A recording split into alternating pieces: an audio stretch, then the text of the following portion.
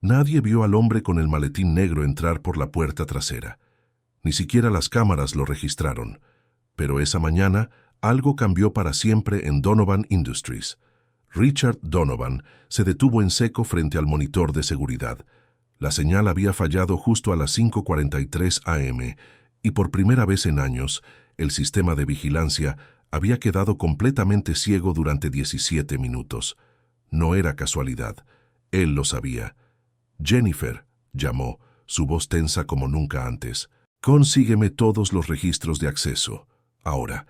Era la víspera de la firma de un acuerdo de 300 millones con el fondo alemán Sontheimer Capital, un contrato que duplicaría el valor de mercado de su empresa. Pero algo no cuadraba. Las alarmas internas no habían sonado, pero Richard sentía en los huesos que estaba siendo observado, o peor aún, traicionado.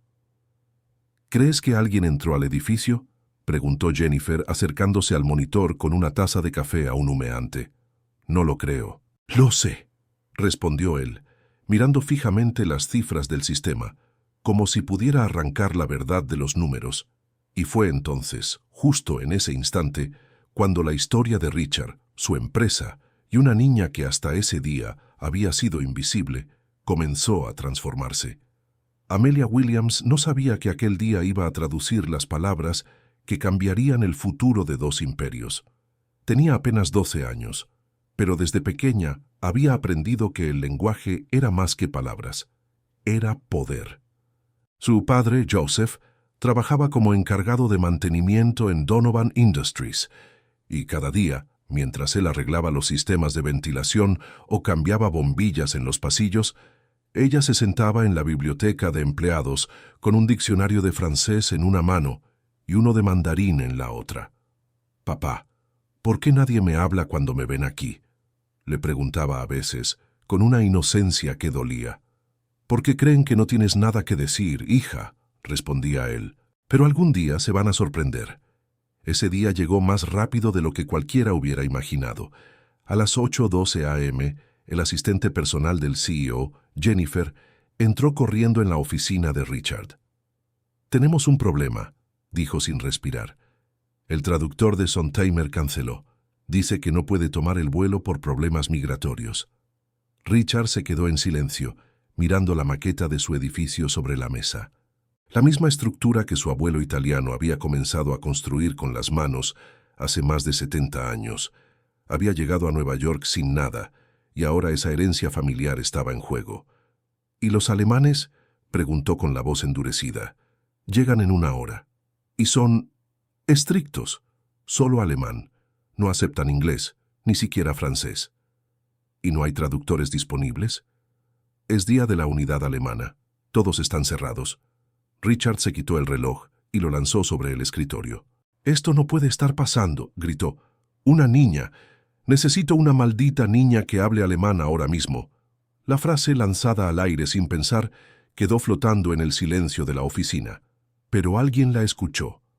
«Papá», dijo Amelia desde la puerta, aún con su mochila escolar colgando del hombro.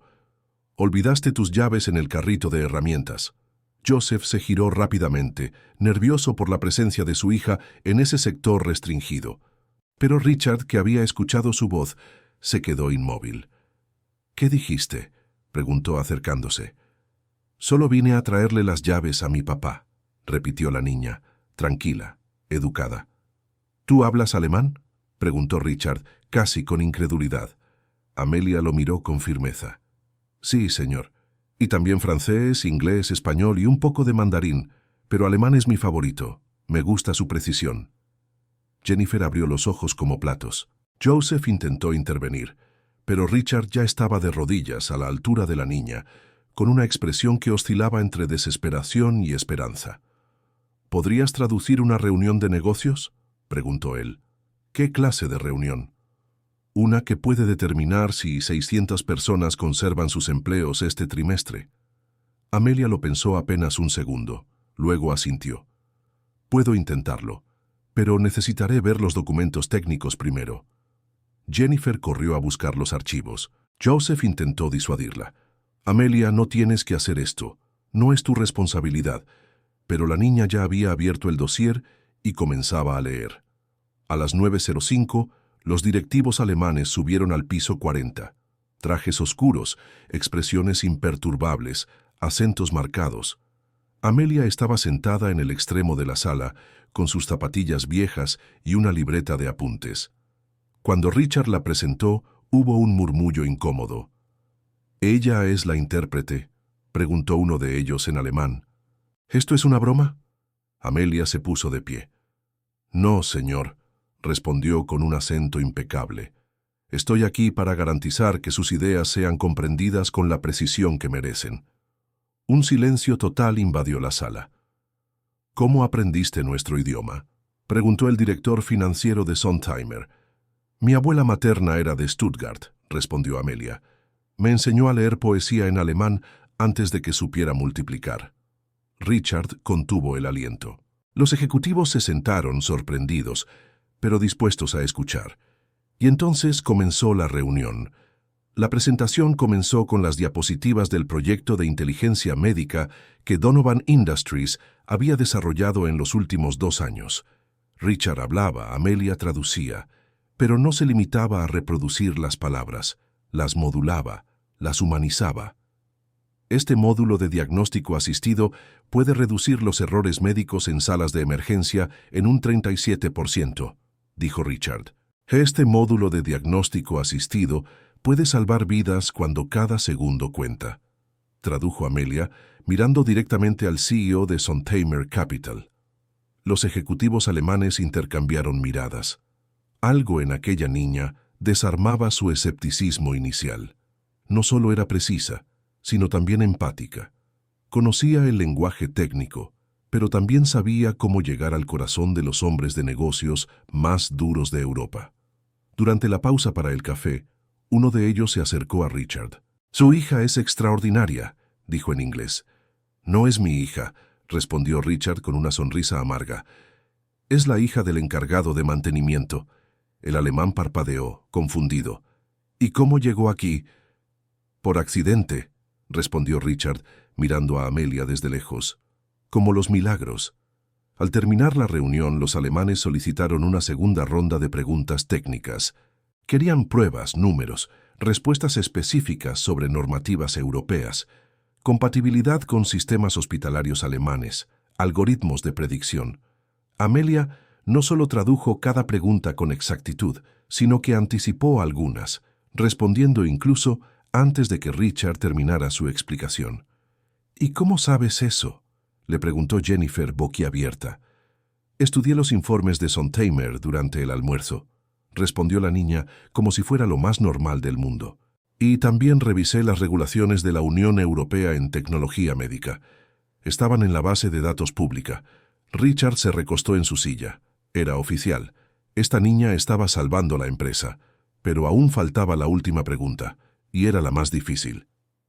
«Señor Donovan», dijo el CEO alemán dirigiéndose a él directamente, «sabemos que su empresa ha tenido problemas financieros en los últimos 2 años. ¿Por qué deberíamos confiar en ustedes con 300 millones de euros?» Amelia se preparó para traducir la pregunta, pero Richard levantó la mano. «No», dijo en voz baja.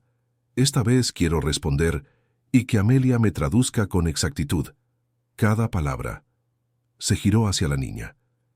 «Diles que confíen en nosotros porque no somos una empresa perfecta, pero sí somos humanos. Porque esta tecnología no fue creada por ejecutivos en una torre de cristal, sino por médicos, enfermeros y padres que perdieron hijos. Porque no prometemos milagros, pero sí prometemos no rendirnos nunca». Amelia tragó saliva y lo tradujo todo, palabra por palabra. Cuando terminó, el CEO alemán se quitó los anteojos. «Mi hija murió por un error de diagnóstico hace 3 años», dijo, con la voz quebrada. «Si su tecnología puede evitar que otro padre pase por eso, entonces no estamos hablando de negocios, sino de justicia». La firma del contrato se realizó esa misma tarde. 300 millones asegurados. El mayor contrato en la historia de Donovan Industries. Mientras los ejecutivos se marchaban, uno de ellos se detuvo frente a Amelia. «Te llamaríamos prodigio, pero eso sería subestimarte. Eres más que eso», Ella sonrió con humildad. Solo quiero que más personas sean vistas por lo que son, no por lo que aparentan. 3 días después, Amelia regresó a su rutina: escuela por la mañana, biblioteca por la tarde, traducciones voluntarias para refugiados en la iglesia del barrio los fines de semana. Pero en Donovan Industries nada volvió a ser igual. Jennifer colocó una foto en el vestíbulo principal: Amelia sentada entre los ejecutivos alemanes con su libreta en la mano. Debajo, una placa de bronce: el talento no tiene edad, color ni uniforme, solo necesita ser visto. Richard pasaba todos los días frente a esa imagen, y cada vez que lo hacía, recordaba la frase de Joseph: «Usted ha visto a mi hija durante años, pero nunca la miró de verdad, y ahora no podía dejar de verla». La transformación en Donovan Industries fue inmediata. En menos de 2 semanas, los inversionistas comenzaron a llegar de todas partes del mundo, intrigados por la noticia de una niña que había cerrado el mayor acuerdo de la empresa en su historia. Forbes, The Economist y El País escribieron artículos sobre la joven intérprete que cambió el juego. Harvard Business Review la llamó el nuevo rostro de la inteligencia corporativa. Pero mientras el mundo se asombraba, Amelia seguía viviendo en el mismo apartamento de 2 habitaciones, comiendo arroz con frijoles y ayudando a su padre a limpiar las escaleras del edificio los domingos por la mañana. «No necesito lujos», dijo en una entrevista. «Necesito que más personas como mi papá sean escuchadas». Una tarde, Richard la llamó a su oficina. «Amelia», dijo con tono serio, «hemos recibido una propuesta inesperada». Ella lo miró sin expresión. «Sontheimer quiere que seas la embajadora oficial del proyecto en Europa. Quieren que hables en su conferencia anual en Berlín, frente a más de 3.000 empresarios, médicos y políticos». Joseph, que había sido invitado a la reunión, abrió los ojos de par en par. «Eso es una locura. Ella solo tiene 12 años. Papá», interrumpió Amelia con suavidad, «¿recuerdas cuando me dijiste que algún día me verían?» Joseph no pudo responder. Los preparativos comenzaron de inmediato. La empresa le pagó un curso intensivo de oratoria en alemán, aunque Amelia ya dominaba el idioma mejor que muchos adultos. Se diseñó un programa especial para adaptar su rutina escolar. Una tutora la acompañaba por las tardes para asegurarse de que no descuidara su educación formal. Pero Amelia no parecía afectada por el ritmo vertiginoso. «Cuando haces algo que tiene propósito», le explicó a Jennifer, «no se siente como sacrificio». El día de la conferencia llegó. Amelia se presentó en el escenario con un vestido azul oscuro, sencillo pero elegante, y una carpeta de notas que había escrito a mano. Cuando el moderador la presentó, el público aplaudió con escepticismo educado. ¿Qué podía decir una niña a un salón lleno de expertos? Pero cuando comenzó a hablar, la sala entera se quedó en silencio. «Mi nombre es Amelia Williams», comenzó, «y no estoy aquí por compasión ni por espectáculo. Estoy aquí porque tengo algo que decir». Durante 12 minutos, Amelia habló sobre innovación, sobre errores médicos evitables, sobre cómo el lenguaje puede salvar o destruir vidas. Pero también habló de su padre, de cómo la gente lo miraba sin verlo, y de cómo una empresa casi pierde su alma por no reconocer el talento donde menos lo esperaba. «Donovan Industries no fue salvada por una traducción», dijo al final. «Fue salvada por la decisión de dejar de juzgar por las apariencias». El silencio que siguió fue tan absoluto que incluso los traductores simultáneos se detuvieron. Luego estalló una ovación de pie. Médicos lloraban, inversionistas sonreían incrédulos. Richard, desde la primera fila, sintió que algo profundo dentro de él se rompía y sanaba al mismo tiempo. Esa noche, Sontheimer duplicó su inversión, pero no fue el único. Empresas de Japón, Brasil, Canadá y Sudáfrica comenzaron a solicitar reuniones con Donovan Industries, y todos pedían lo mismo: que Amelia estuviera presente. Richard se dio cuenta de que ya no era el CEO de una empresa de tecnología médica. Estaba al frente de una revolución silenciosa. Una que había comenzado el día en que una niña con zapatos desgastados había dicho: «Puedo intentarlo». Pero mientras todos celebraban, Amelia seguía preguntándose por qué había tenido que demostrar tanto, cuando otros eran escuchados desde el primer día. La gente cree que soy especial, le confesó a Jennifer una noche. Pero hay cientos de Amelias en este país. Solo necesitan que alguien las vea. Al regresar de Berlín, Amelia fue recibida como una celebridad. La escuela organizó una ceremonia en su honor. La alcaldía la declaró hija ilustre de la ciudad, y sin embargo ella solo pidió una cosa. Quiero una beca para 10 niños de mi barrio, no para mí, para ellos. Richard, visiblemente conmovido, accedió de inmediato. Será el Fondo Amalie, dijo en honor a la hija del CEO alemán que había fallecido. Cada beca llevará su nombre. El Fondo Amalie se convirtió en un símbolo de justicia corporativa. En pocos meses, otras empresas comenzaron a replicar el modelo. Las becas no solo ofrecían educación, sino también mentoría, alimentación y un espacio seguro para crecer. Amelia asistía a las reuniones del comité como si fuera una adulta más, aunque siempre llegaba con su mochila de escuela y su libreta llena de notas. «Señor Donovan», dijo en una sesión, «la inclusión no es una estrategia de marketing, es una deuda moral». Richard asentía cada vez más consciente de que esa niña le enseñaba cosas que ninguna universidad de negocios había podido. Pero el éxito también trae enemigos. Una mañana, Richard recibió una carta anónima, una amenaza directa. Si sigues dejando que una niña controle tu empresa, el mercado la destruirá. Nadie confía en compañías dirigidas por emociones. Jennifer estaba presente cuando Richard la leyó. Su rostro palideció. ¿Vas a parar? No, respondió él, con una seguridad que sorprendió incluso a él mismo. Porque por primera vez en mi vida estoy haciendo lo correcto, pero sabía que no podían ignorar el peligro. Las acciones comenzaron a oscilar. Analistas cuestionaban si Donovan Industries no se estaba convirtiendo en una empresa sentimental. Los medios conservadores la atacaban. Algunos inversionistas comenzaron a retirar su dinero. Richard llamó a Amelia y a Joseph a su oficina. «Quiero ser honesto», dijo mirando a ambos con seriedad. «Puede que esta ola de odio nos cueste caro. Si quieren dar un paso atrás, lo entenderé». Joseph respiró profundo.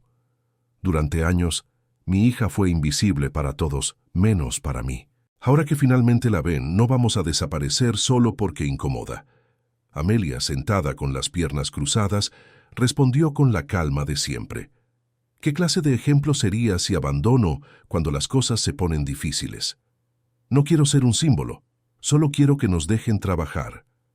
Días después, Amelia fue invitada a hablar en una conferencia nacional de líderes juveniles. En su discurso, pronunció una frase que se volvió viral. «No soy una excepción. Soy la prueba de que el talento florece donde menos lo esperan».